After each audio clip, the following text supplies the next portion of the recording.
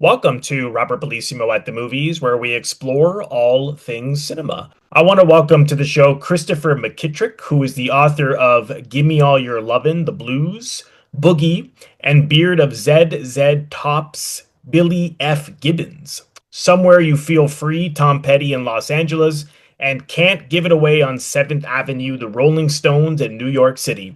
His work has appeared in the Wall Street Journal, the New York Times, USA Today, and more. McKittrick is also a regular contributor on podcasts and radio programs concerning film, music, and pulp culture. And today we're discussing his latest book, Vera Miles, the Hitchcock Blonde Who Got Away. Chris, welcome. Thanks so much for being here. Robert, thank you for having me. I wanted to start off by asking just if you could talk a little bit about why you chose to do a book on Vera Miles. I understand you and your agent were kicking around ideas, and was this a suggestion from him? Yeah, I mean, we were kicking around ideas, especially because we wanted to write. Well, I kind of came with the approach. I want to write about someone who hasn't had a book written about them. That was kind of the challenge. Who's an interesting subject that hasn't had an entire book written about their career? And of course, there's a lot of John Wayne books. I don't really want to add to the bookshelf of John Wayne anymore, or James Stewart, who also, of course, figures into my book. So there was, and of course, Hitchcock himself and John Ford and all these other figures that are mentioned in the book. But there's one Hollywood figure that connects them all. And my agent Lee said to me, "What about Vera Miles? Has anyone done a book about her?" And I said, "No, there's someone had to do a book on her." And sure enough, we ran through and looked at. I go, "Wait a second, you telling me an actress who worked with Hitchcock pretty prominently, John Ford in two of his most famous westerns, Walt Disney, and I mean Walt Disney, the man, not just Walt Disney, the company, and all these other major figures through the 20th century history of film, and has never had a book written about her." So that was kind of to me, like a gift to think of how has this not been done, and let me figure out why, or why there's not more out about her. And that was really a fantastic journey, because part of my favorite part of writing a book every time I do a new book is the research process. So being the fact that there was so much uncovered about her, that just made this a joy. And why do you think she's slipped through the cracks from scholars? I know you discuss in the book that she hasn't done any interviews in well over 30 years. Like, she's not going to screenings of these movies to talk about her experiences. So part of her, perhaps why her legacy is not discussed much is because she doesn't want to talk. So do you think that is largely why people just haven't written much about her? Based on everything I researched, and the people I spoke with, I think yes, that's a major part of it.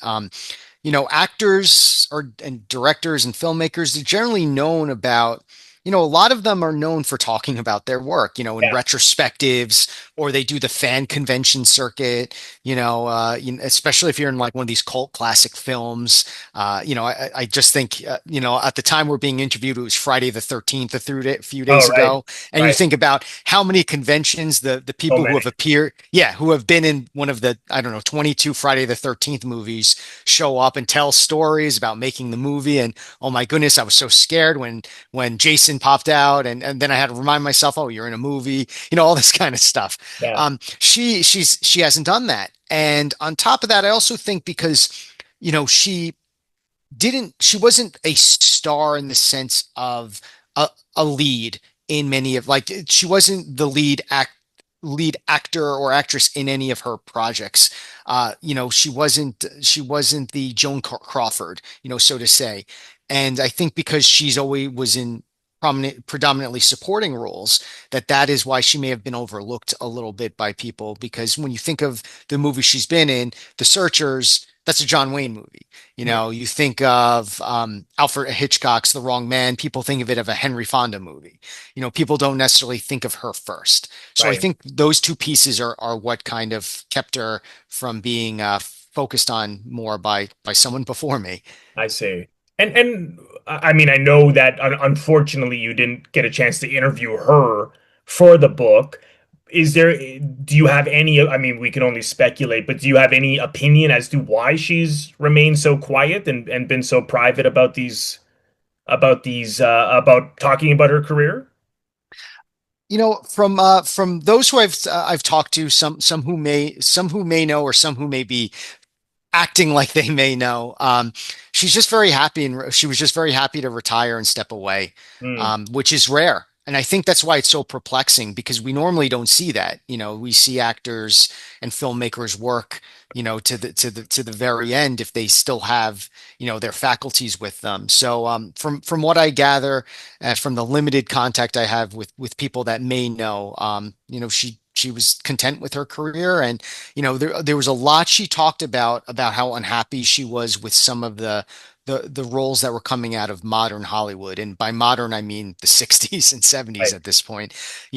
She was very outspoken about the choice of roles for women. And she said, something along the lines, and I'm paraphrasing, like, I'm tired of being the evil woman or the slut, like that seems to be the only things that are being offered, Mhm. and so I could see why someone, who wanted to do more being wanted to step away from that. Right. And was she, I really admired the fact that she had the confidence to speak out about the fact that there wasn't good enough good parts for women at a time when I can't really think of any other, people who maybe also did. I mean, now,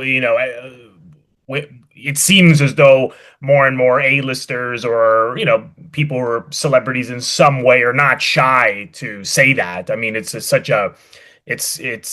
everybody speaks up, particularly since Me Too. But I was like, wow, in some ways, it seems as though she was ahead of her time to say, you know what, there's not enough good parts for women. There was that time in the 30s where there was, as which is what she said.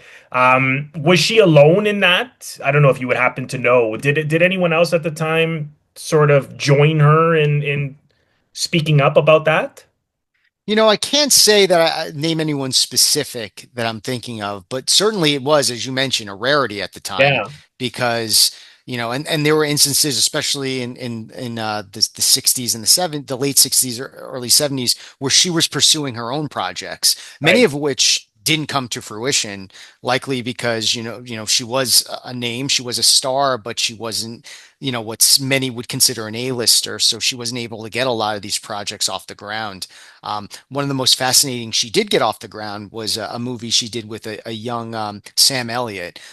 Sam Elliott's a guy that always seems like he's been 75 years old, but yeah, he actually was young once mhm, without a mustache in a movie called Molly and Lawless John. yeah, It's one of the few westerns that I can think of that have a female protagonist, especially in the 70s. I mean, there's a couple that have been more recent, but you just didn't see that back then. right, And it's not a particularly well-known movie. I would say it's not even that it's not a great movie, but it's a fascinating movie to watch, to see, knowing that she really kind of spearheaded it. And even then, it wasn't like she was a producer of the film or anything, but she had found this script and said, I want to do a project where I can be the lead for once, right. and that's, something, again, as we said, you didn't see too often. Hmm. Now, after seeing, like, I'm sure we've all, anyone who's a classic Hollywood fan or a film buff in general, we all know The Wrong Man. We love The Wrong Man, The Searchers, The Man Who Shot Liberty Valance. She's in these three masterpieces. With the exception of those three, were there other either television appearances? She did so much TV or film appearances that you saw for the first time and really would recommend people see?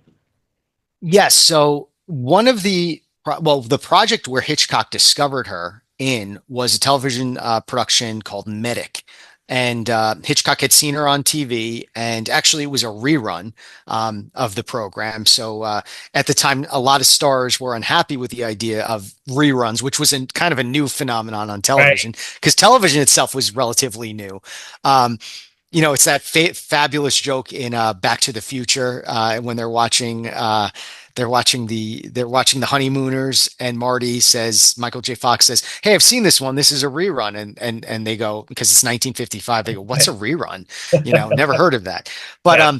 so she was always great. For residuals, like that's which you discussed, of course, in the book, is there was no residuals. So yeah, of Right. course they're going to be pissed So, off. and the idea too was anytime a program was being like a rerun, anything that was an old program was taking a spot away from the television schedule from something new that Right. someone could be in it. I mean, remember, we're speaking now where we have approximately, I don't know, 4,627 television channels, Yeah. or whatever it is. Right. Back then you didn't have, you could count the number of television channels on one hand. Yeah. So yeah, anyway, it was a program called Medic, and she played a breast cancer patient, which was really heavy material for the time. I mean, we're talking about the early 50s. So this was, and it's pretty extraordinary to see her in it because of the way they deal with it. They deal with it very professionally. It's not melodramatic, not over the top. And it's something that really stuck with me. And I can see exactly why someone like, a filmmaker like Hitchcock saw that and said, "Oh, this is someone I would like to work with." So yeah, that's definitely one that I would recommend. And it's because some of these programs are so old, they're out of copyright. And that one you could look up right on YouTube and it's there. Yeah. Um, and another one, of course, and this one's more famous, is her one appearance on The Twilight Zone. It's episode called Mirror Image, where she plays a woman who is on at a bus station and believes that another version of her is trying to replace her. And in classic Twilight Zone, twists, it goes a couple of different directions till we hit the end. Mm. Um, but that really brings up what was something that was so fascinating about her too, is that she maintained a career in both film and television. We remember her, as you mentioned, mostly for The Searchers, Psycho, The Wrong Man, The Man Who Shot Sure. How did I Liberty forget to Valance. bring that up? Of course, Psycho. And actually, Yeah. I Another know one that we this all know, of course. right, and this will come out later, I'm sure. But actually, today's the 65th anniversary release of Oh. Psycho. Oh Yeah, wow. today. So it's Okay. very appropriate we're having this Yeah. conversation. Yeah, for Um, sure. but yeah, what I was saying is, of course, she's better known today for those who know of her work from her films because they were such these monumental, Yeah. giant films. But she was equally as prolific on television. It's just that, how many people are looking back on episodes of My Three Dads, in 2025? No, not My Three Dads, My Three Sons. That My Three Sons in 2025, Yeah. or the original series of The Fugitive, which she was in the pilot episode of that.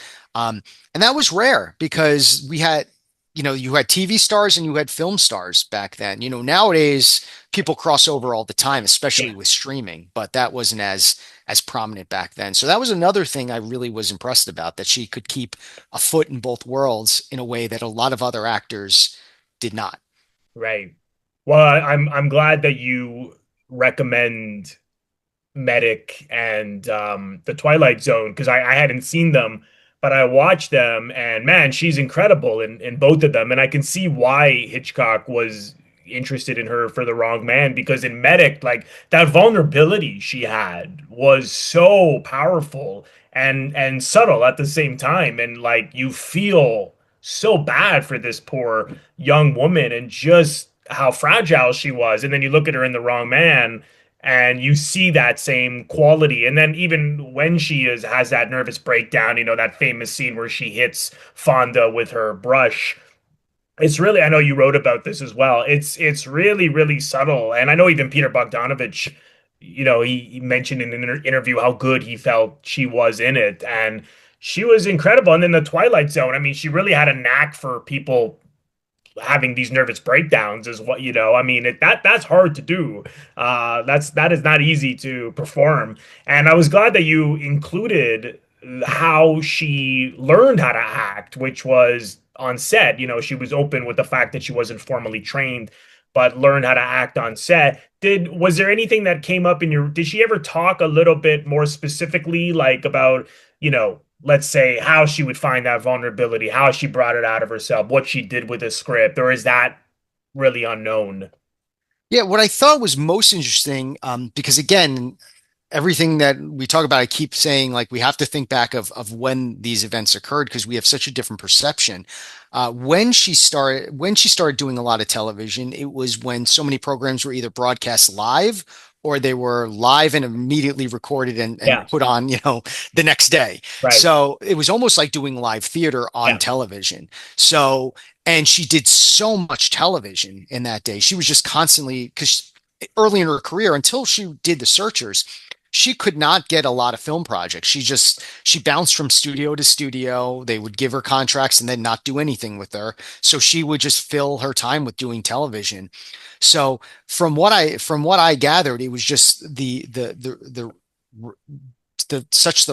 rapid fire amount of projects she did that really taught her to kind of focus on each project as it came and having to dump all that and move on to the next right. project. Yeah, Because again, especially with TV, some of this stuff was shot one camera live. You didn't have a lot of opportunity to screw it up. right. So, it's pretty extraordinary because again, it wasn't she, as you mentioned, she wasn't someone that had any formal acting training. That's what she considered her training. Mm, Um, and of course, it worked out well for her because her television work got her the attention of John Ford, and then later the attention of Alfred Hitchcock.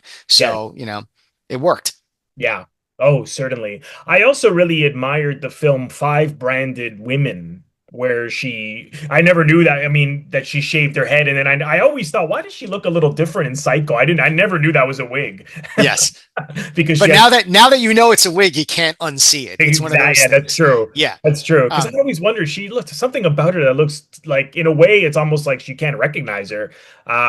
But yeah, when you now that it's because she had to shave her head in Five Branded Women, and that's another performance where, I mean, it's really about that collective group of women. So, I right. mean, perhaps it's not a fully fleshed out character because it's about what they're going through together. But with that being said, when the focus is on her, man, she really shines. I mean, she had such depth. It's really incredible what she could do. I was curious just what you thought of that film. Yeah, I mean, it was funny because she actually didn't have a high opinion of the movie herself. She said, Right. she talked about De Laurentiis he just wants to put blood and guts on the screen or something like Yeah. that. Yeah. But I agree with you. What I always find, and as I got more and more into her career, as I was researching the book, I was just saying there's so many movies where she has very limited screen time. Yeah. Because either it's an ensemble piece or she's a supporting character, and she manages to just steal the films by being so powerful in the roles Sure. that she does, and that's a great example of it. Yeah. And going back to The Wrong Man, I think The Wrong Man is another example of that, where she's kind of as Hitchcock described it, a queen's housewife through most of the film. And then all of a sudden, she has these moments of power towards the end as she's having her mental breakdown. It's just like, oh, I didn't realize she was capable of that, but she does Mm, so much in that yeah. short amount of time. Yeah, and the other one that I wanted to mention, and I know, of course, it is the Alfred Hitchcock Presents pilot Revenge with, I mean, wow. I mean, when she has that extreme close up and she's telling her husband about what happened, like she could barely speak, she's shivering, and that is hard to do. I mean, because I'm an actor as well, and man, if you have to act like really shell shocked and you can barely speak and you're she's experiencing trauma, man, I mean, it's incredible. It's incredible acting. I mean, for anyone who hasn't seen it, I highly recommend seeing Revenge as well. Yeah, so a note about that is so Alfred Hitchcock, of course, had his television series, Alfred Hitchcock Presents, but just despite the title, he only directed a select few Yes. episodes of the series, one of which was the show Revenge, Yeah. which features Vera Miles as a woman who, and because it's 1950s television, they're not very clear on what happened, but she was attacked, sexually assaulted, it's unsaid, which I think also makes her performance all the more riveting because she can't actually say, Right. she can't say I was raped or whatever, she has to convey that without using that language. It wasn't allowed. Um, it wasn't the first episode shot for the television series, but Hitchcock was so impressed with her performance that he made it the pilot Mm, episode of the series, which says a lot. And yeah, I think that's what's important because we think about her work with Hitchcock as The Wrong Man in Psycho, but she also made Revenge, and she yeah, also did another television program called Incident at a Corner right. with him.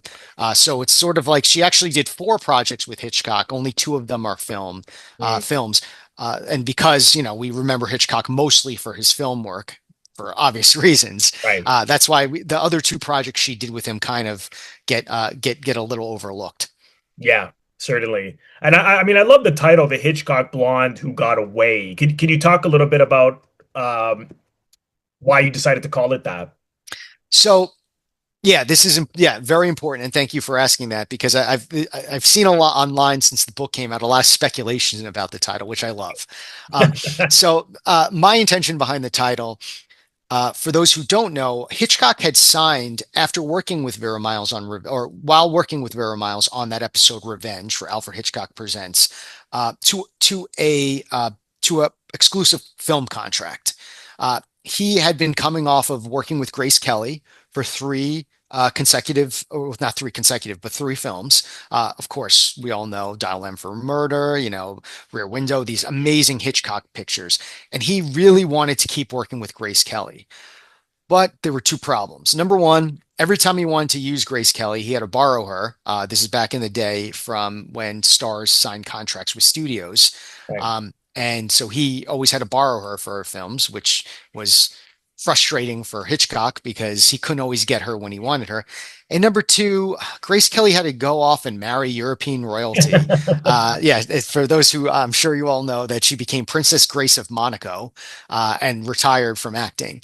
Okay. Even though, Yeah. yeah, she later almost came back to star in Marnie, but Right. that's another story for another day. So Hitchcock said, you know what? I don't want to deal with this again. I want to get an actress on contract to me so I can use her in the films that I want to use, build her up the way I want to build her up. So she has that persona that the audience, uh, you know, identifies with my type of films. And so he signed Vera Miles and she was supposed to be his big star for three films a year for Right. five, Wow. which obviously meant not three Hitchcock films. He could lend her out to other people. But so for three Hitchcock projects a year, ultimately they only made two films together Right. because as many people know, and as the book goes into detail about, she was built up to be the big star of Vertigo. And she, because of many delays to the film, she couldn't star in it because she was pregnant with her third child, Right. which, forever changed her relationship with Hitchcock. He went from being his next big thing to, well, she, as he used the term, she broke the rhythm I was creating for her. Um, so in my sense, the getting away is, the what if. To me, I find it so fascinating. I love Vertigo. It's one of my all-time favorite movies. I think Kim Novak is wonderful in it. Right. Hitchcock disagreed. Right. Hitchcock was not taken with Kim Novak's performance, and I don't know if that's because the film wasn't overly financially successful upon its first release, or he was just ticked off about what happened with Vera Miles and she wasn't his number one choice. So to me, though, I wonder. I go, how would their careers have gone together? Would she have stayed? Would she have starred in Marnie? Would she have starred in The Birds? Would she have kept on, being? And would we talk about this great collaboration like we talk about Scorsese and De Niro and Scorsese and Right. DiCaprio? Would Right. we be talking about that? So in a sense, she got away. From that. We all know the term like the girl who got away or the boy who got away kind of thing. So that's really where I saw that. And I just find that what if for both their careers fascinating. Right.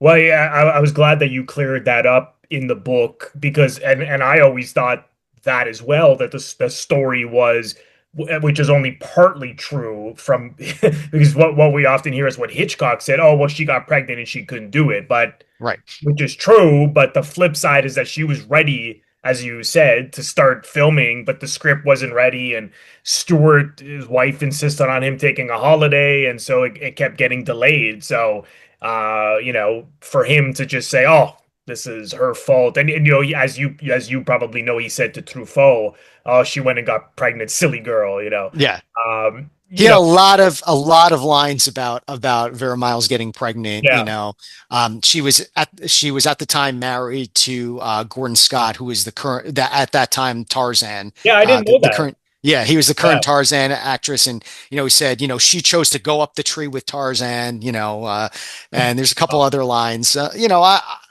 You can understand, I guess, the frustration of right, right, having this project, which he really believed in, was going to be a big project for him. But on the other hand, not a very sympathetic no, take on the yeah, fact that she was, wonderfully pregnant. Like right. certainly things would be phrased different today. At least I hope they would be.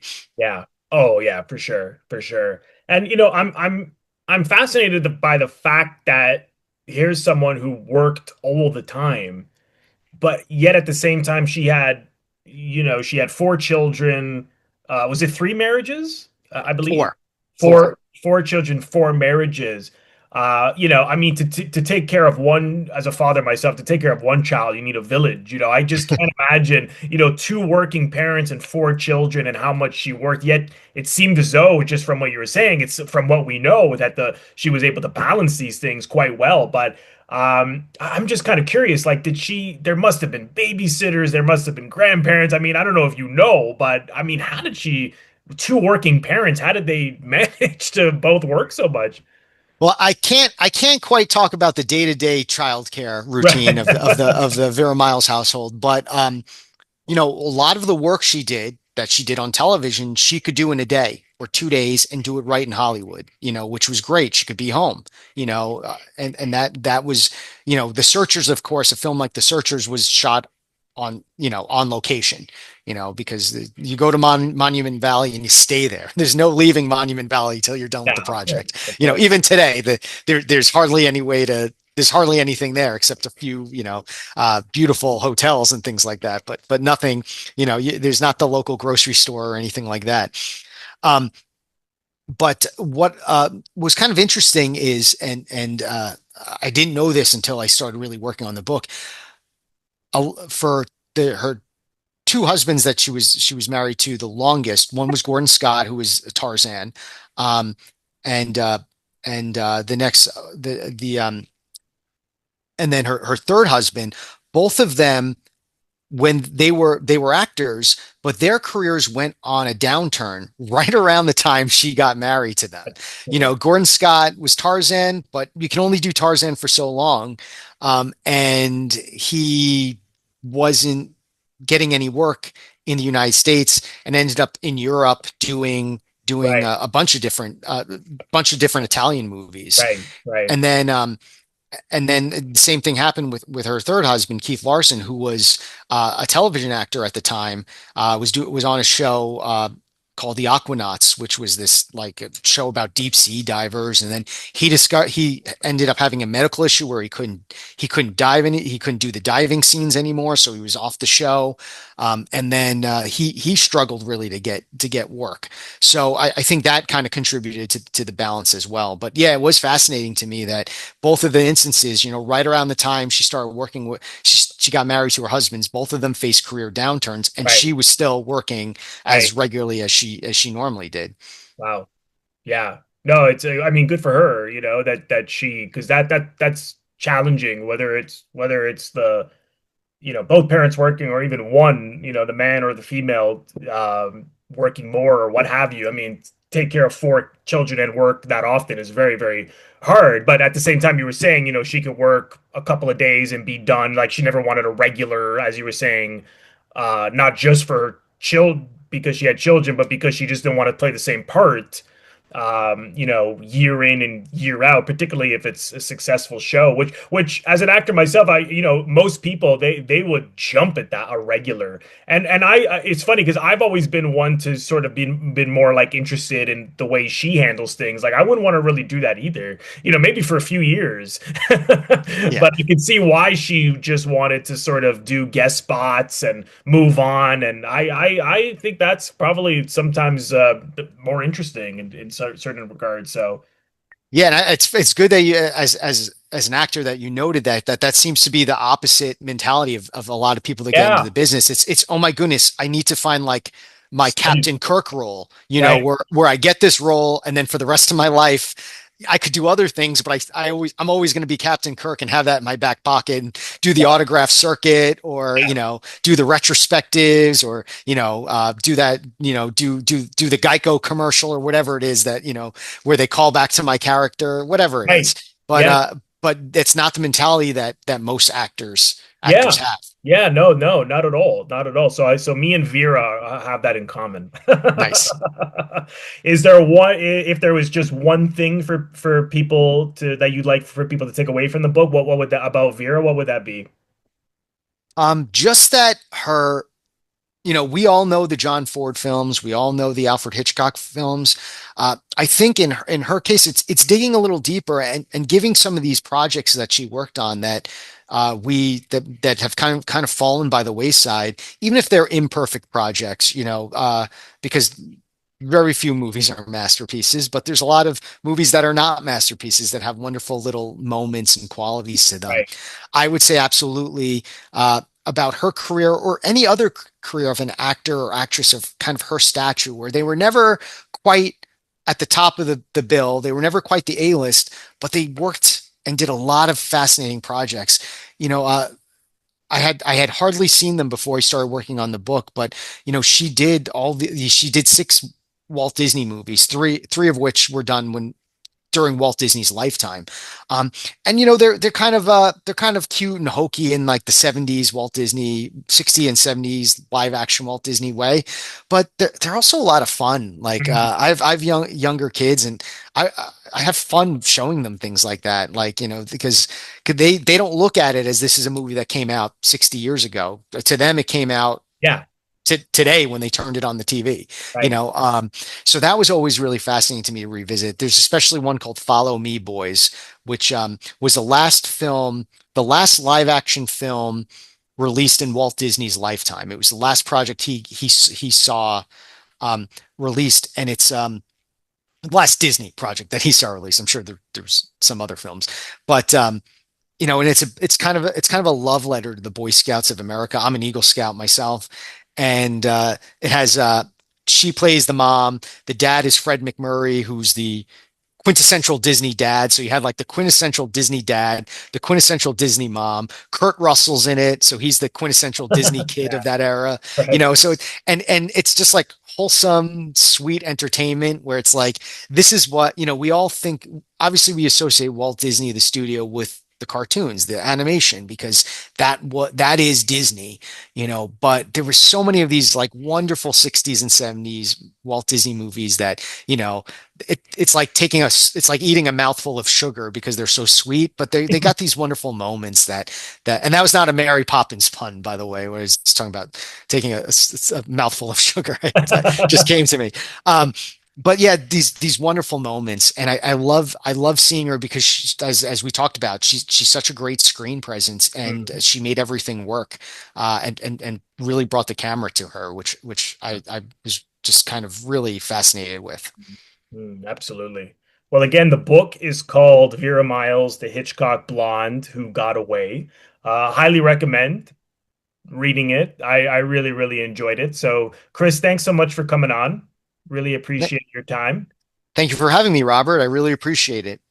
And are you on social media if people want to follow you? Do you have a website? If people Yeah, want to probably follow the you? best way is just go straight to my website, which is Chris McKitt, ChrisMckit.com, and you'll find all of my various information, links, anything you need to know about me or want to know about me, I Right. guess, is there. Great, fantastic. Well, I'll leave the links in the description box for where you can follow Chris. And again, Highly recommend the book if you're a Hitchcock fan or a classic Hollywood fan or a Vera Miles fan. You'll really eat it up. So, Chris, thanks again, and I hope you'll come back sometime down the road. Absolutely. Thank you, Robert. And thank you all so much for watching.